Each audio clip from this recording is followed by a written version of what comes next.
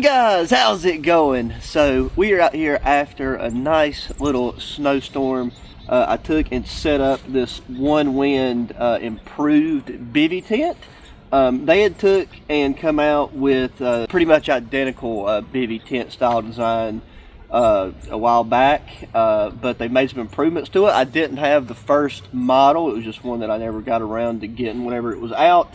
But we've got this one now, and yeah, I'm still getting over this really bad bronchitis and cold and everything I've had, so that's why we're just doing a backyard video today.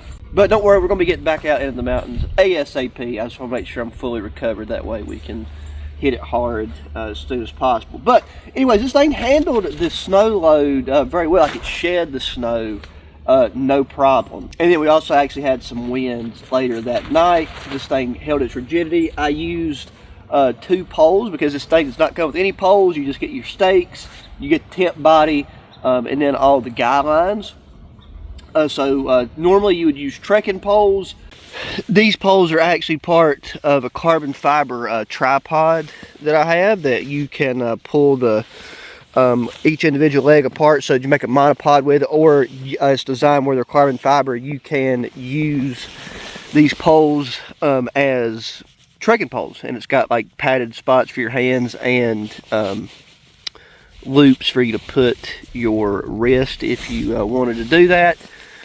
But we're going to take and we're going to sleep in this bad boy, and I think the ventilation stuff that this thing offers is going to keep the condensation down. So I mean, we got this flap. I was worried initially that was just going to get weighed down with snow, and I'm sure that if you got more than the few inches that we did, that would become a problem. And then one interesting thing that I didn't expect was where we had the wind, it actually kind of blew up against that bottom portion, and it's kind of pushed the tent body inward. And I'll show you guys what I'm talking about. And also, one of the really cool features where this is like the updated version, they added this triangular section here because based off the reviews and stuff that I've seen, and I mean it's kind of obvious whenever you actually pull it out, they just had this front fly section which also unzips down there. And so whenever you had this staked out, any little bit of water, rain, even more than dew, would come in and, get through your mesh.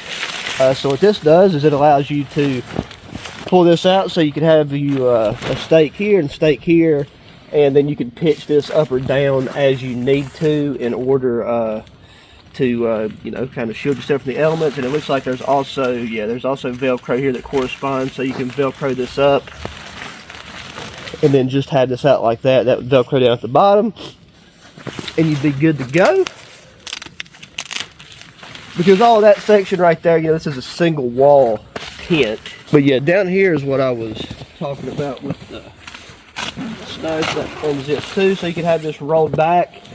But yeah, so like all of that right there has kind of got bowed inward, so that's cut down on our interior space. I'm going to try to pull this back. And I've got that Campcraft Outdoor wax canvas bedroll ground mat underneath this thing, and that's done a great job of protecting it from the gravity. There's already snow on the ground when I was able to get out and start setting this thing up. Now, like the night that I set it up, we didn't stay in it that particular night, so just now where I took and rolled that back, I was moving that with my hands. Dripped a little bit of water in there, and then working in and around the snow, there's a good chance I'll probably end up kicking some in there with my boots. But yeah, you actually got a really good sized floor area in this. The bathtub floor design, you have a good lift there. I'd say about 3.5 inches. Got some gear storage pockets. Don't really see. Okay, and there's a vent up there in the corner. And I would still probably leave a bit of the fly open. I mean, if you really want to take it hunker down out of the wind, if you're using this in a winter setting, this is the type of tent which you wouldn't necessarily use in this type of condition. You know, it's not designed for this type of weather, but that's why I think it's a good chance to get out and actually test something like this. The outside is the outside, so plus I normally always do this type of test with any new tent or anything that I get regardless. I just haven't been making a video because it's not as interesting, but want to keep the content flowing for you guys. And this is actually a tent that I've got requested by a handful of people already, even though that this updated model hasn't been out that long. So just want to go ahead and show you guys, but I'll get like the pad and sleeping bag and all of that fun stuff that we'll be looking at and put in here. That way it'll give you a good reference to size for this tent floor area. So I have got the Tepa ultralight pad that we'll be using. Didn't even realize like kind of how spacious the floor area was, because like when we done our insulated tent camp with that crew insulated bivy style tent, you know, this filled up the whole floor area and actually kind of pushed out against the sides a bit, which was nice. It gave it some form. That just shows that you have plenty of room in here to store gear as well. So we're taking the pump out.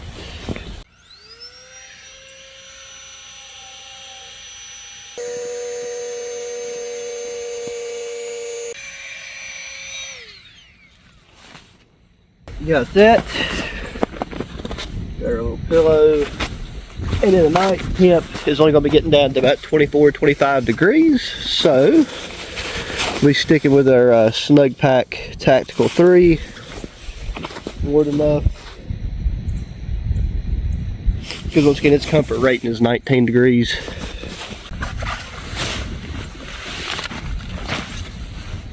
I need to notice a bit until we'll be coming out here and bedding down. Let's go ahead and get this out and let it be lofting up.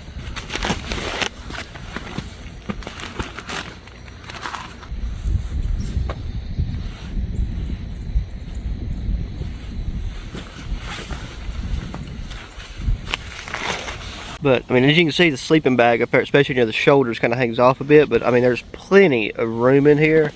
I mean, by the time you had your gear in here, you take and push that up towards the edge. And if you got that just against the side near that vent, I mean, you could fit an oversized pad in this thing, no problem whatsoever.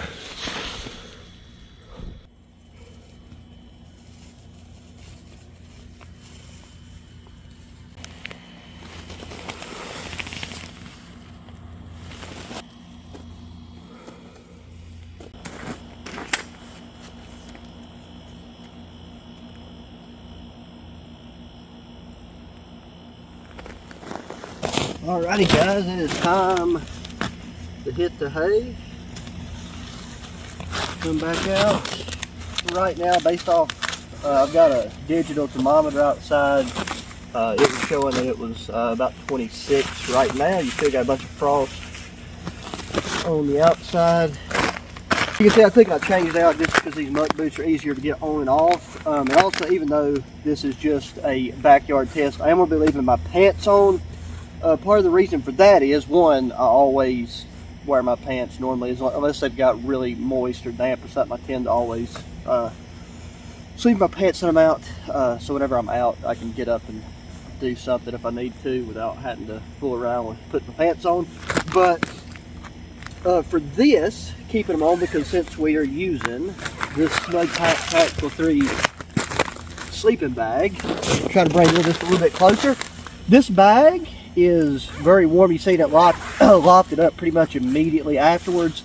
But it has this really soft, it's not really fleece, maybe like a micro type of fleece. This material seems to want to pick like just the calluses on my hands, like it wants to kind of stick and pick to them, and it definitely sticks and picks at Velcro. And so far, it's not, the material itself hasn't showed much of a sign of that affecting this inner material. It's just a tactile thing. But I'm curious to see how this thing handles being in contact with Velcro and things like that over time. So keeping the pants on for that, and we're going to see if I can close this thing, because to test the condensation part of it, which I can already tell just from that bit of moisture that dripped in here earlier. As you can see, some frost right there. Like, there will probably be some, like, a decent amount of interior frost on this from our condensate, from our breath. Let's take and crawl into it, and yeah, we'll get our boots off and see how this is going to work. Get the headlamp off, definitely keeping the beanie on, because that's one thing I don't know if I mentioned, but I've had double ear infection, which is where I believe most of all this head cold stuff is coming from. But we got a gear storage pocket over here at both front and back ends.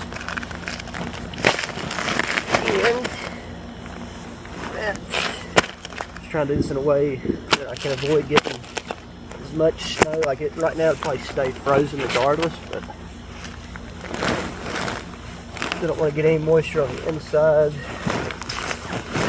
of the bag. Just because also too, where this thing has the reinforced foot box down there at the ends, meaning that in theory when they designed this, they thought about, you know, getting in here with boots on, which means also with pants. And pretty much all tactical pants and stuff now have some form of Velcro somewhere or another. Performance wise, we already know how this stuff works, which is why I'm using it right now. We had that jacket in here if I needed to put it over my feet, but I have on some decent little socks. So let me see now real quick. This is what I'm wanting to do with my boots. Just kind of keep them right here. When that zips down, we'll see how much that presses against this. Yeah, once I get this zipped up too, I'll show you what we're looking like on the inside before morning. That way we can kind of compare and contrast what the condensation and all that looks like.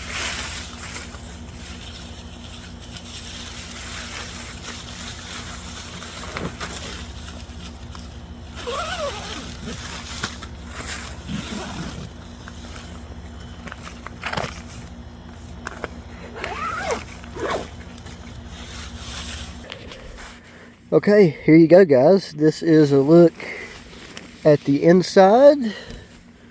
See your boots right there holding that outer fly away from us a bit more. As you can see, there is a bit of condensation and stuff freezing here on the interior. We do have most of our vent access. My jacket right there is pushing that bottom flap, but there's that interior pocket. Here's a toggle, which is a place you could hang something, but there's not like a dedicated hook. And then I do have that vent open now. But yeah, this thing is very spacious for a bivy tent. So you can see my breath there. With all that said, guys, I'm going to get zipped up and touch base with y'all in the morning. Oh, well, good morning, guys. How's it going? It is 6:17 in the morning, and I just looked at the thermometer, and it appears the temp's actually been rising, because I kind of woke up for a second like 3 a.m. and it looked a lot frostier in here, but I just went and laid right back down. But this is a bit moist. I mean, you can see where the condensation's on here, and I mean, there's still a good bit of frost, especially down near the foot area where it's not as warm. Like, the heat from my upper body and head area, I think, is what has caused that to you know, melt a decent bit. I gotta say, all in all, I'm really you know, I'm impressed with how the tent done. The condensation stuff on the inside, that is with this thing, you know, closed over here on the front end. You know, if you had that front flap and everything fully open, which was like, you know, a sleeping bag like this, you could. But if you have a bivy shelter like this, you need to have the option to, you know, use it fully enclosed and zipped up, so you can get out of the wind and get out of any like really heavy rains. And you know, this is by no means a heavy rain test, but just based off of how much condensation had froze up initially, whenever we was in here, it seems like it's you know, just really about the same amount times times 1.5. But that's really not that bad. I think that top vent up there really does help more than you would imagine with any of, you know, the breath condensation that you get. So yeah, all in all, you know, especially if you go from camping in like a regular style bivy to using something like this, it's just a big upgrade in space. Then again, you know, you do, if you're not in an area where you could cut natural poles to use with this tent slash bivy, then, you know, you'd have to carry trekking poles or poles similar to that. So at the end of the day, you might need to factor that into the overall size. But as far as weight and size goes, this thing is ultralight for sure by my standards, and I like the overall size quality. So I've used ONEWIND stuff in the past, and so far I've not really been disappointed with any of the quality of their stuff. Seems to be pretty consistent overall. Like, you know, beating on this, some water droplets are falling down, but that's just winter camping in general. So yeah, guys, I gotta get up and attend to some things, but I feel like that's a good solid test for this. If I note anything on the outside that looks funky, I'll throw that in, but if not, that's going to do it for this one. Let me know if you want to continue to see some more tests and stuff of this bivy tent in the future. Might not come back out till we start, you know, getting into spring and everything, or if we just get some good timing for like, you know, a rain test and I feel like taking it out. So yeah, guys, as always, thanks for watching. Please thumbs up button, subscribe if you've not already. Share the channel and videos with friends, family, anybody enjoys good outdoor activities and gear. Hit me up in that comments section, and until the next one, guys, adios.